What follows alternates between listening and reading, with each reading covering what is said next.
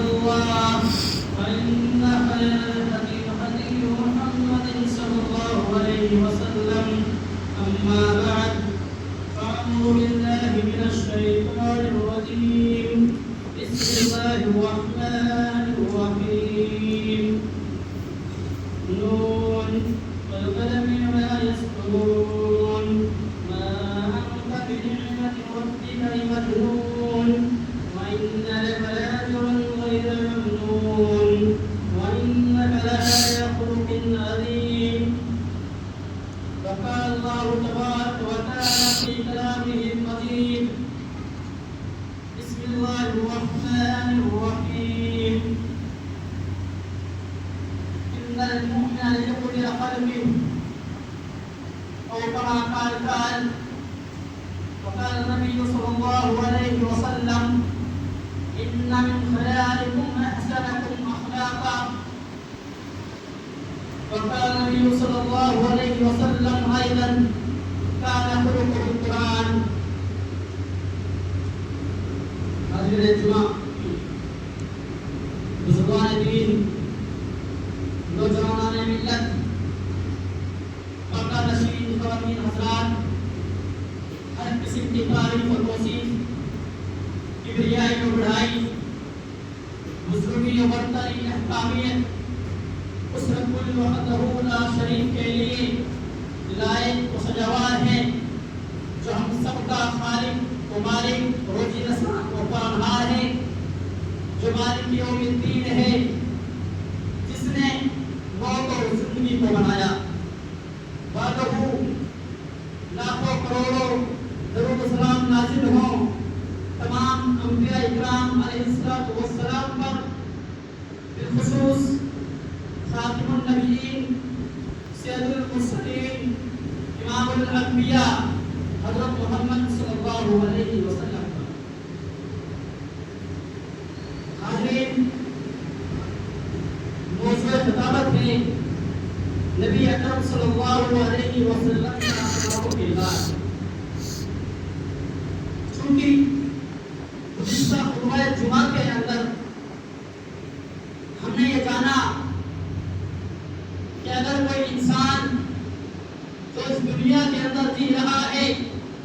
اس سے جانے انجانے میں بجانے کتنے گناہ ہوتے رہتے ہیں، لیکن وہ گناہوں کے کرنے کے باوجود وہ اللہ تعالیٰ سے مایوس نہ ہو، وہ اللہ تعالیٰ اس کے گناہوں کو، اس کی لغزشوں کو معاف کر دیتا ہے، بشرطے کہ کوئی اللہ تعالیٰ سے صدق کے دل کے ساتھ بار بار معافی مانگتا رہے. جب ہم نے اللہ تعالیٰ سے اپنے گزشتہ زندگی کے بارے میں معافی مانگ لی، جو زندگی ہم گزار چکے، اس زندگی کے اندر چاہے ہمارے چھوٹے گناہ ہو یا بڑے گناہ ہو، ان گناہوں کی ہم نے اللہ تعالیٰ کے سامنے، اس کے سامنے رو رو کر، گر گرا کر اس سے جب معافی مانگ لی اور اپنے گناہوں سے توبہ کر لی، تو اب ہم آپ دیکھیں کہ آگے کی زندگی ہمیں کس طرح گزارنی چاہیے. توبہ کے بعد ہم اپنی زندگی کو کس طرح نئے سرے سے انجام دیں، ہم اللہ اور اس کے رسول کی بات کو مانتے ہوئے کس انداز سے اور کس اخلاق و کردار کو اپناتے ہوئے اپنی زندگی کو گزاریں، یہ آج کا موضوع خطابت ہے. چونکہ ہم اور آپ جس نبی کے ماننے والے ہیں، مسلمان جس نبی کو فالو کرنے والے ہیں، ہم اور آپ اس کے اخلاق و کردار کو دیکھیں. ہم جب تاریخ کے اوراق کو پڑھیں گے، جو ہم سیرت النبی صلی اللہ علیہ وسلم کا مطالعہ کریں گے، تو ہمارے سامنے نبی کریم صلی اللہ علیہ وسلم کے اخلاق کریمہ نظر آئیں گے. کس طرح نبی اکرم صلی اللہ علیہ وسلم نے اپنی زندگی کو گزارا، آپ صلی اللہ علیہ وسلم کا طریقہ کیا تھا، لوگوں کے ساتھ آپ کا اٹھنا بیٹھنا کیسا تھا. ہم دیکھیں کہ آپ صلی اللہ علیہ وسلم اللہ تعالیٰ کی عبادت کس طرح کرتے تھے. عبادتوں میں اور نوافل میں اسی طرح دیگر جو عبادات ہیں نبی کریم صلی اللہ علیہ وسلم کے ہم عبادات کو دیکھیں، ہم نبی کریم صلی اللہ علیہ وسلم کی سیرت کو دیکھیں، آپ صلی اللہ علیہ وسلم نے لوگوں کے ساتھ کس طرح سلوک کیا، آپ صلی اللہ علیہ وسلم نے اس دنیا کے اندر کس طرح زندگی گزاری۔ محترم سامعین، جب ہم نبی اکرم صلی اللہ علیہ وسلم کے بارے میں بات چیت کرتے ہیں، آپ صلی اللہ علیہ وسلم کے اخلاق کریمانہ کے بارے میں گفتگو کرتے ہیں، تو ہمارے ذہن میں بات رہنی چاہیے کہ آپ صلی اللہ علیہ وسلم اللہ کے بندے اس کے رسول ہیں، بلکہ جتنے بھی انبیاء و رسول اس دنیا کے اندر نازل کیے گئے ہیں، آپ صلی اللہ علیہ وسلم ان تمام کے امام ہیں، چاہے وہ آدم علیہ السلام ہو، چاہے وہ ابراہیم علیہ السلام ہو، چاہے وہ موسیٰ ہو، چاہے وہ عیسیٰ ہو، دنیا کے اندر جتنے بھی انبیاء اکرام کو اللہ تبارک و تعالیٰ نے اس دنیا کے اندر نازل فرمایا ہے، آپ صلی اللہ علیہ وسلم کو ان تمام پر فضیلت بخشی ہے، ان تمام پر اللہ تبارک و تعالیٰ نے آپ صلی اللہ علیہ وسلم کو شرف قبولیت سے نوازا ہے، آپ صلی اللہ علیہ وسلم ان تمام کے امام ہیں، چونکہ رسول کی تربیت خود اللہ تبارک و تعالیٰ کرتا ہے اور اس انداز کا اس کا تزکیہ اور تذکرہ کرتا ہے کہ اخلاق و کردار کا سب سے اعلیٰ نمونہ اور سب سے افضل صفحہ بن جاتا ہے، چونکہ رسول کا مربی اللہ تبارک و تعالیٰ ہوتا ہے، اسی لیے اللہ تبارک و تعالیٰ نے نبی اکرم صلی اللہ علیہ وسلم کے اخلاق کریمانہ کی گواہی دیتے ہوئے قرآن مجید کے اندر نقشہ کھینچا۔ اللہ تبارک و تعالیٰ سورہ قرآن کے اندر ارشاد فرماتا ہے، نون والقلم وما یسطرون ما انت بنعمت ربک مجنون وان لک لاجرا غیر ممنون وانک لعلی خلق عظیم۔ حضرین اجماع، اللہ تبارک و تعالیٰ نے اس آیت کریمہ کو نازل کیا جب نبی اکرم صلی اللہ علیہ وسلم کو نبی رسول بنایا گیا اور آپ صلی اللہ علیہ وسلم نے کفار مشرکین کو توحید کی دعوت دی، انہیں اللہ اس رسول کی طرف بلایا، انہیں دعوت توحید کی دعوت دی، انہیں اسلام کو طرف بلایا اور انہیں صراط مستقیم پر گامزن رہنے کا عہد کی، اور جب نبی اکرم صلی اللہ علیہ وسلم ان کے سامنے قرآن کریم کی تلاوت کیا کرتے تھے، جب آپ صلی اللہ علیہ وسلم لوگوں کو حق کی وصیت کرتے، انہیں سیدھا راستہ بتانے کی کوشش کرتے، تو کفار مشرکین آپ صلی اللہ علیہ وسلم کی باتوں کو سنتے، قرآن کی آیتوں کو سنتے، اور جب آپ صلی اللہ علیہ وسلم ان باتوں کو حکم کر دیتے تو وہ لوٹتے اور پھر آپ صلی اللہ علیہ وسلم کا مذاق اڑایا کرتے تھے، ان آیات کا اعراض کیا کرتے تھے، تو آپ صلی اللہ علیہ وسلم ان کو جن آیات کو سناتے اس کا استحضاء کرتے اور آپ صلی اللہ علیہ وسلم کو کہتے کہ محمد یہ تو شاعرانہ باتیں کرتا ہے، یہ تو پاگل ہو گیا ہے، یہ مجنون ہے، یہ دیوانہ ہو چکا ہے، یہ باتیں کہاں سے لے کر آتا ہے، ایک ان پڑھ نبی، یہ پڑھا لکھا بھی نہیں ہے، یہ جاہل ہے، یہ ایسی باتیں کہاں سے لے کر آتا ہے۔ نعوذ باللہ، نبی اکرم صلی اللہ علیہ وسلم کے بارے میں ایسی نظروں کو کہا کرتے تھے، اور ظاہر سی بات ہے اگر ہم اور اس معاشرے کے اندر دیکھیں، اگر کوئی شخص جو ان پڑھ ہے، جو زیادہ پڑھا لکھا نہیں ہے، اگر وہ ہمیں کوئی بات سناتا ہے کہ ہمیں دین کی باتیں بتاتا ہے تو ہم بھی اس کے بارے میں برا بھلا کہہ دیتے ہیں، ہم سے یہ کہتے ہیں کہ تم تو پڑھے لکھے نہیں ہو تو یہ باتیں کہاں سے لے کر آئے ہو۔ چنانچہ آیات سب کی باتیں تھی، اس قرآن کو آپ تلاوت کر رہے تھے، آپ صلی اللہ علیہ وسلم اندر تھے، امید تھے،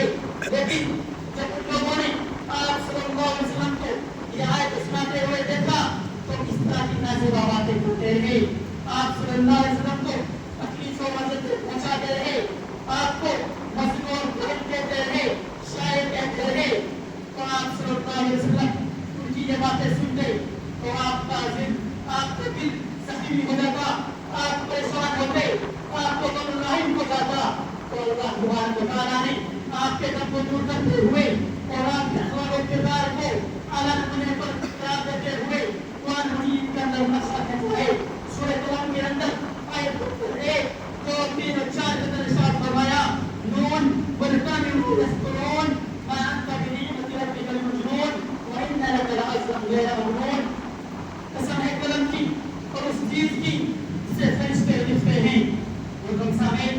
اس آیت کریمہ کے اندر غور کرنے کا مقام ہے کہ اللہ تبارک و تعالی جب اس آیت میں قسم کھا رہا ہے کہ جب اللہ تبارک و تعالی کسی چیز کی قسم کھایا کرتا ہے تو وہ چیز عام نہیں رہتی، وہ چیز بڑی فضیلت کے منعقد ہو جاتی ہے، بڑی فضیلت والی اور اس میں بڑی اہمیت کا مقام ہو جاتی ہے۔ اور جبکہ اللہ تبارک و تعالی جو اس دنیا کو بنانے والا ہے، جو خالق کائنات ہے، جس نے اس دنیا کو وجود میں لایا، اس کو قسم کھانے کی کوئی ضرورت نہیں ہے، لیکن اس کے باوجود آپ اللہ تبارک و تعالی قلم کی قسم کھاتے ہوئے رہتا ہے۔ کیوں؟ اس قلم کی قسم جس نے اللہ تبارک و تعالی نے حکم دیا، اس نے اس تمام چیزوں کو نکالا جو قیامت تک ہونے والی چیزیں ہیں، جو شروع سے لے کر قیامت کو بدل والی ہیں، تمام چیز کو سے لکھ دیا۔ اس قلم کی قسم کھاتے ہوئے اللہ تبارک و تعالی ارشاد فرما رہا ہے، قسم قلم کی اور اس چیز کی جس سے فرشتے لکھتے ہیں۔ آپ اپنے رب کے فضل سے دیوانے نہیں ہیں، پاگل و مجنون نہیں ہیں، بلکہ آپ کے لیے تو کوئی فرق نہ ہونے والا قادر ہے، کتنا عظیم اخلاق کے مالک ہے۔ آپ اندازہ لگائیں اللہ تبارک و تعالی نے نبی اکرم صلی اللہ علیہ وسلم کے اخلاق و کردار کے بارے میں قرآن مجید کے اندر یہ آیت نقص کرتی ہدایت کو اتار دیا۔ جو کفار مشرکین آپ صلی اللہ علیہ وسلم کے بارے میں طنز کرتے تھے، آپ کو مذاق کرتے تھے، تو اللہ تبارک و تعالی نے آپ کے اخلاق و کردار کو نمایاں کر دیا۔ اور اسی طرح چونکہ رسول ہمیشہ وحی کی اتباع کرتا ہے اور اسی لیے نبی اکرم صلی اللہ علیہ وسلم کا وحی نہیں یعنی آپ کا اخلاق کا نظر رہتا ہے۔ اسی لیے حضرت عائشہ رضی اللہ تعالی عنہا سے کسی نے جب نبی اکرم صلی اللہ علیہ وسلم کے اخلاق کے بارے میں دریافت کیا، آپ صلی اللہ علیہ وسلم کے اخلاق کے بارے میں پوچھا، تو حضرت عائشہ رضی اللہ تعالی عنہا نے فرمایا کہ تم نے قرآن کو نہیں پڑھا، یعنی کان خلق القرآن، صحیح بخاری کی حدیث ہے کہ آپ صلی اللہ علیہ وسلم کا اخلاق قرآن مجید تھا، یعنی آپ صلی اللہ علیہ وسلم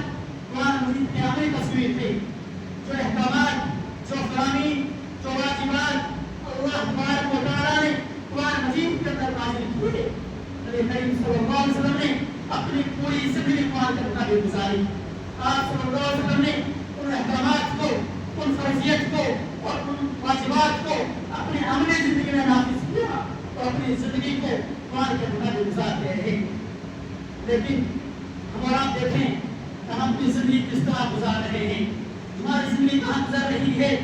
آج ہمارے سامنے قرآن و حدیث موجود ہے، آج ہم اور آپ اس نبی کے ماننے والے ہیں جس نبی کے اخلاق و کردار کے بارے میں اللہ تبارک و تعالیٰ نے قرآن کریم کے اندر متعدد مقامات ارشاد فرمائے ہیں۔ لیکن ایک مسلمان اپنی زندگی کہاں گزار رہا ہے، ایک مسلمان اپنی کامیابی کہاں تلاش کر رہا ہے۔ آج مغربی تہذیب کو ہم اپنائے ہوئے ہیں، آج ایک مسلمان من چاہے زندگی گزار رہا ہے، اس کے دل میں جو آتا ہے اس کو اپناتے ہوئے چلا جاتا ہے، اسے احساس نہیں ہوتا وہ اللہ رب العالمین کے دیے ہوئے طریقے کے مطابق اپنی زندگی نہیں گزار رہا ہے۔ کیا نبی کریم صلی اللہ علیہ وسلم نے ہم کو اسی بات کا درس دیا ہے؟ کیا ائمہ اربعہ نے اس کا سبق سکھایا ہے؟ کیا صحابہ کرام نے اس کی تعلیم دی ہے؟ نہیں، ہرگز نہیں، بلکہ تمام نبیوں نے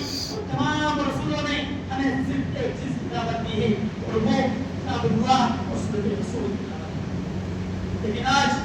ہم سنت رسول کو بھلا دیتے، آج ہم نے قرآن کو سے کچھ ڈال دیا۔ جو قرآن ہمارا اخلاق ہونا چاہیے تھا، جو قرآن ہمارا مستر و مسکر ہونا چاہیے تھا، آج ہم نے اس قرآن کو خوبصورت لوحوں میں بند کر کر الماریوں کی زینت بنا دیا ہے۔ آج ہم نے اس قرآن کو اسے کچھ ڈال دیا ہے، چاہے مرد ہو یا عورت، بوڑھا ہو یا بچہ، ہر ایک شخص اپنے من چاہے زندگی گزار رہا ہے۔ محترم سامعین، جب اللہ تبارک و تعالیٰ نے نبی اکرم صلی اللہ علیہ وسلم کو ہمارے لیے بہتر نمونہ اور اسوہ بنایا ہے، لیکن ایک مسلمان بہتر نمونہ اور اپنا آئیڈل کس کو مان رہا ہے؟ مغربی تہذیب کو، فلمی اشتہاروں کو آج وہ اپنا ہیرو مان رہا ہے، جبکہ ایک مسلمان کا مقصد اور اس کا مطلب صرف اور صرف کتاب اللہ اور سنت رسول ہونا چاہیے تھا۔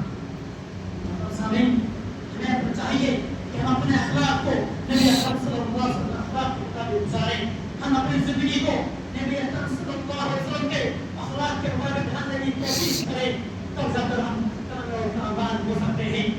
اور آپ صلی اللہ علیہ وسلم کے معنی کی گواہی صرف قرآن مجید میں نہیں بلکہ اس سے پہلے آسمانی کتابوں میں بھی موجود ہے. جی ہاں، چنانچہ حضرت عطا بن یسار رحمہ اللہ بیان کرتے ہیں کہ میں حضرت عبداللہ بن عمر بن عاص سے ملا اور میں نے اسے عرض کیا کہ آپ مجھے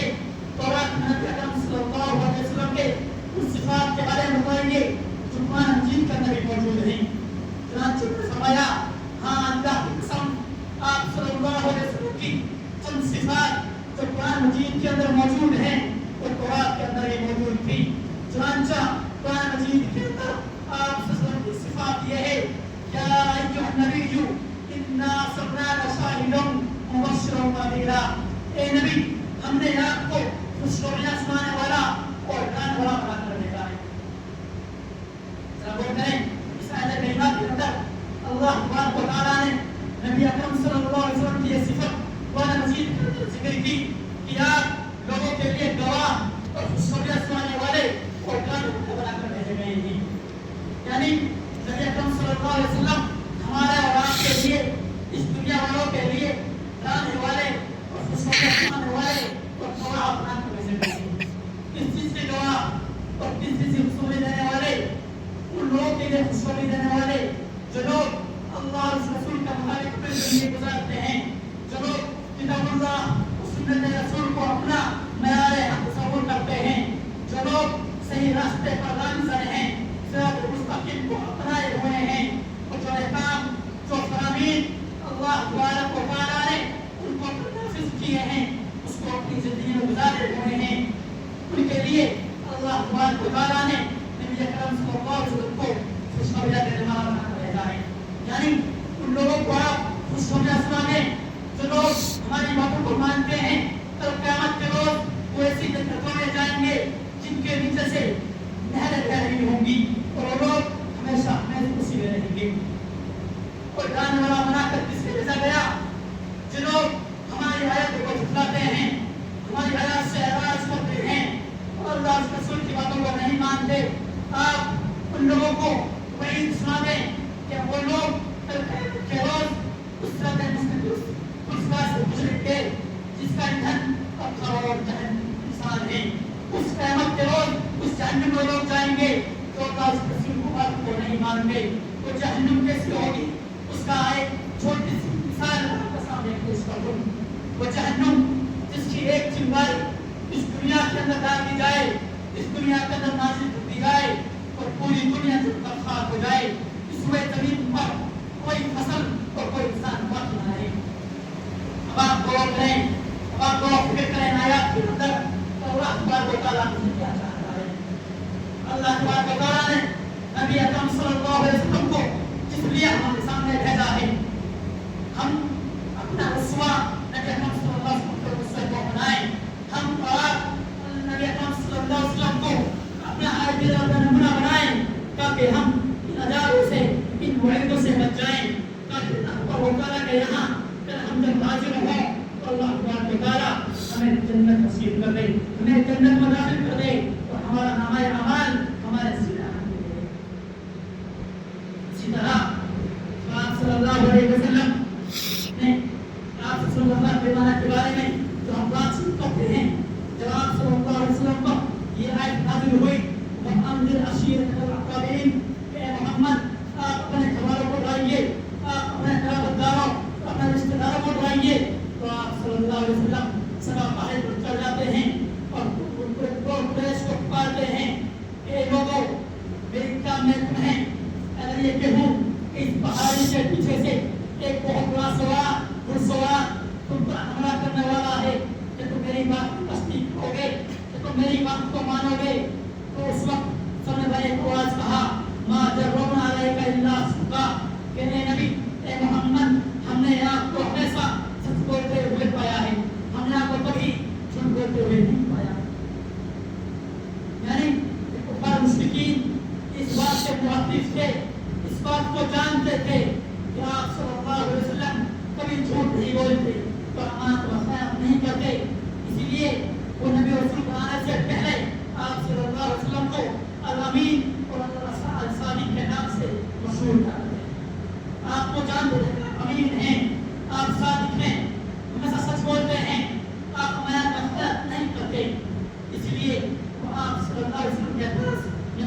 زمانے کے باوجود بھی اپنی امانتیں آپ کے پاس جمع کرتے ہیں.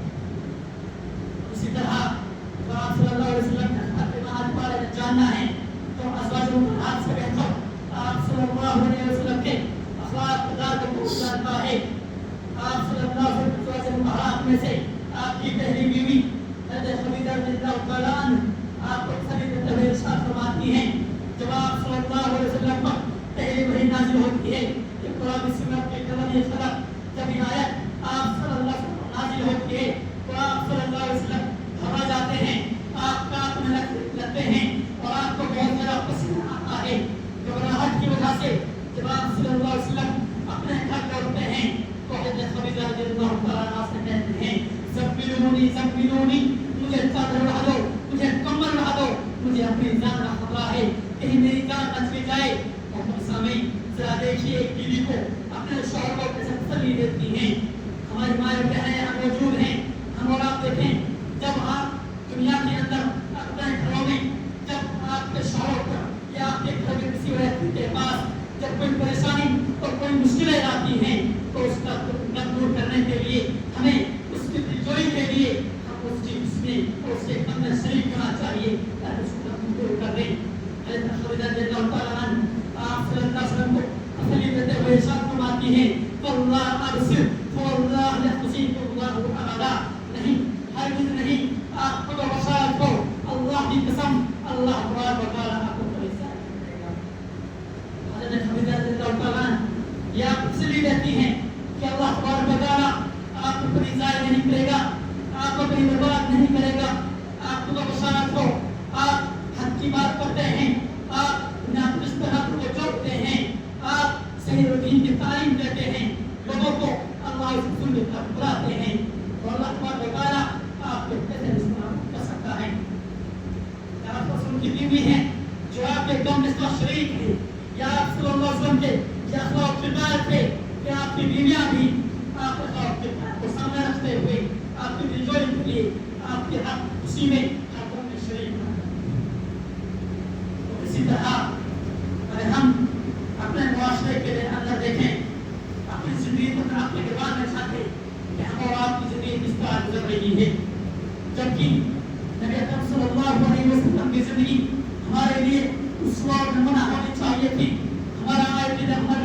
ہونے چاہیے تھے. ہمارے طور طریقے نبی اکرم صلی اللہ علیہ وسلم کے نقش قدم پر چلنے چاہیے تھے. لیکن ایک مسلمان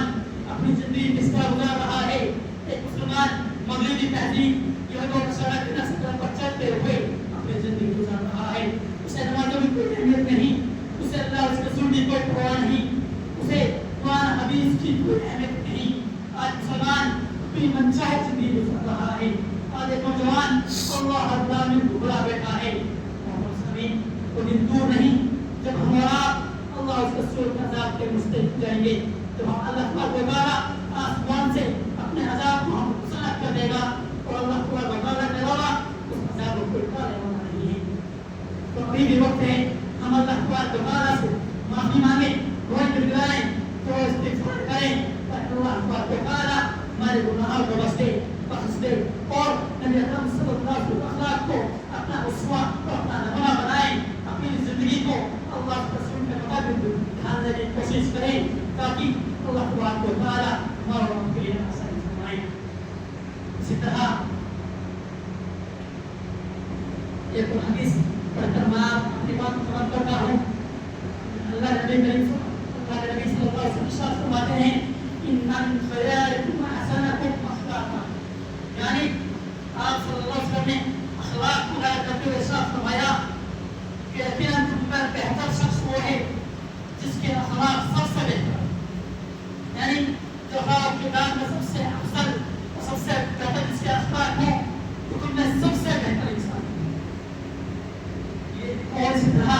ہم اور آپ دیکھیں کہ ہمارے اخلاق کیسے ہیں کہ ہم لوگوں میں بہتر ہیں. ہمارا رویہ اپنے گھر والوں کے ساتھ کیسا ہے، اپنے بال بچوں کے ساتھ کیسا ہے، بڑوں کے ساتھ کیسا ہے، بچوں کے ساتھ کیسا ہے. چونکہ نبی اکرم صلی اللہ علیہ وسلم کا ایک لمحہ ہمارے لیے اسوہ اور نمونہ ہے. نبی اکرم صلی اللہ علیہ وسلم کے رفتار و گفتار کو ہم دیکھیں. آپ صلی اللہ علیہ وسلم یہاں اہم دل تھے، اس